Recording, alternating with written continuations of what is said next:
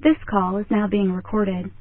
And today is a very guitarist, Mr. Richard Kiser. How are you doing today? I'm doing good, brother. Just sitting here quarantined like everybody else. Well, tell us, how did you get started playing the guitar? Well, actually, I started teaching myself to play. My dad bought me a little Stella acoustic guitar when I was 13 years old, and just something I just knew I always wanted to do. And when he bought the guitar, my grandmother taught me 3 chords, and the rest I went from there and taught myself.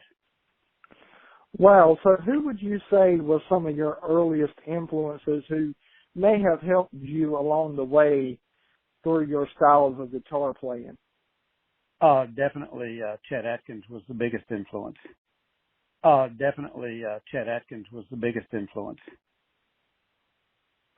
And I liked Dwayne Eddy and the Ventures and some of the older classic rock and roll groups like that. So you've shared the stage with many groups, from Roy Clark to Charlie McCoy. Share with us a little bit about what that experience was like. Well, Charlie and I still play together quite often. As a matter of fact, we share tracks in recording. I'm doing a guitar track for him right now for a new CD he's doing, and most of the last few albums I've done, Charlie has played on. And I've played with Roy Clark about, I guess it was about 10 years ago in Branson. And that was a pleasure. He's just a great gentleman, just a joy to work with.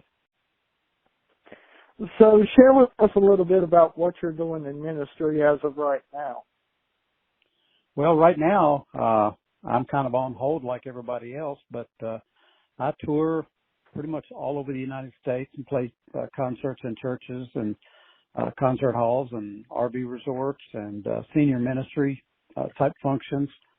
And I'm looking forward to getting back out on the road. I've been doing this full time for almost 20 years, and I've been doing probably 100 to 125 concerts a year all over the U.S. Wow! And also work with Guitarists for Vets, and some of the side things that I do. I work with. I go to public schools and talk to kids about internet dangers and drug use and things like that. And I do a lot of stuff with some of the hunting outdoor channel venues. I've played some tracks for them and played some special function for them, things like that. So you've also had the opportunity to travel with the Statler Brothers. Share with us a little bit about that. And with Harold Reed just passing away, share with us a little bit about your time on the road with them. Well, that was many, many years ago. I played a couple of times up at their big festival that they did every year up in Stanton. And Jimmy and I are still friends, Jimmy Fortune.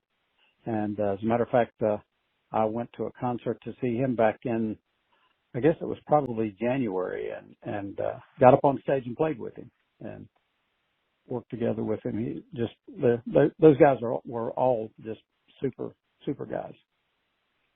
Yeah, it was a sad thing to hear about Harold passing away. Yeah, for sure. So do you have any new projects out that you would like to share with our listeners? Well, the last project that I did was my a Christmas CD called Guitars for Christmas.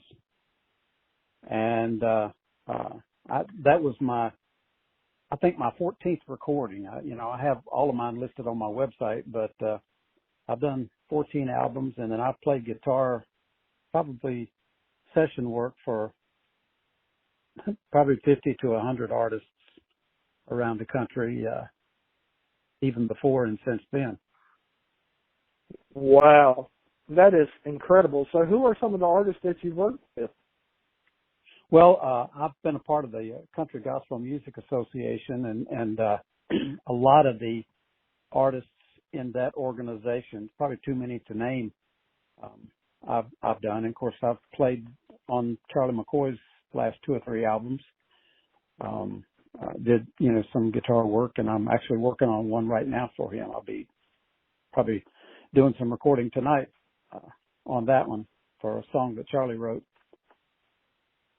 So what would you say has been the most memorable experience for you so far during your ministry on the road? Well, probably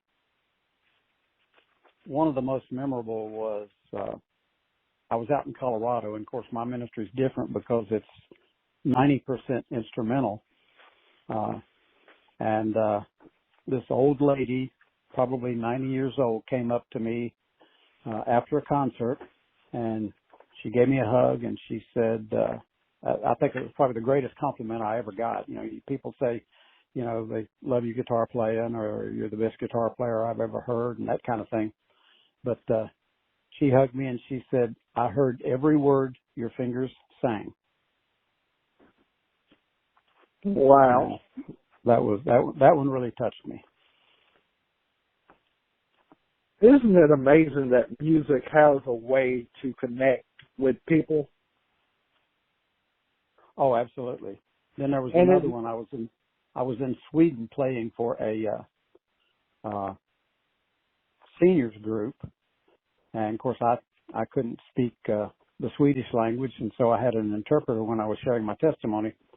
But this older gentleman told another older gentleman while I was standing behind him. He didn't know I was there, and they were having lunch, and the interpreter, raised his eyes up, and he said, they're talking about you. And he said, the gentleman said, when that man was playing, it was as if the hands of God came down and played just for us. And that really touched me. So those were probably 2 of my most memorable experiences. So share with us a little bit about a good, funny stage mishap or a funny road story that has happened over the years. Well, probably the biggest mishap was when I was playing in a Southern Gospel Quartet back in the 60s and 70s. And we was playing a concert with the Oak Ridge Boys and the Lefevres and the Hoppers and the Rambos. And I accidentally kicked Dottie Rambo's guitar off stage and busted it. Whoops.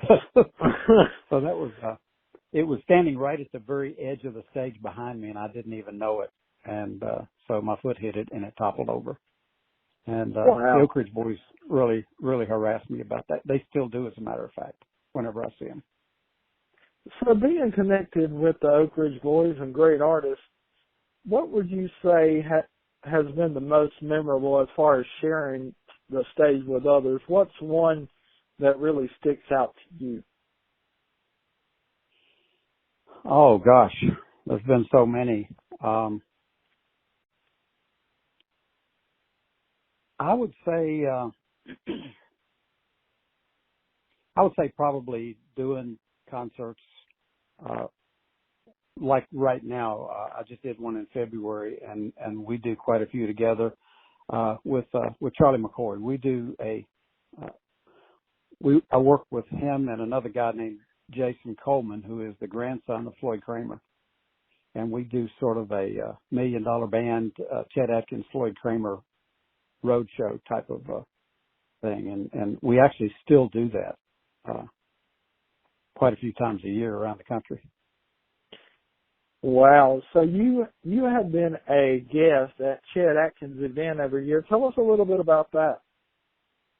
Well, I started going to the Chet Atkins Guitar Convention, and that's a gathering of about probably 1,000 to 1,500 music enthusiasts, and it's probably 100 or so of the greatest guitarists in the world from all over the world. I mean, they're from literally all over the world, from Australia, the UK, the Orient, Japan, Korea, just virtually everywhere. And I started going in 1997, and I played an open mic set, and they heard me and invited me to come back and be a regular performer. So I've been going for, I guess, 23 years now, and playing, and I do a gospel music showcase and host some other Christian guitarists, and then I do a couple of workshops and play a set with Charlie, McCoy, and Jason. And it's the thing we've been doing every year. Unfortunately, the COVID virus has canceled it for this summer, and that's just broke my heart. But it is what it is, like everything else right now. So to close out this interview, tell our listeners how they can find out more about you and how to purchase your music.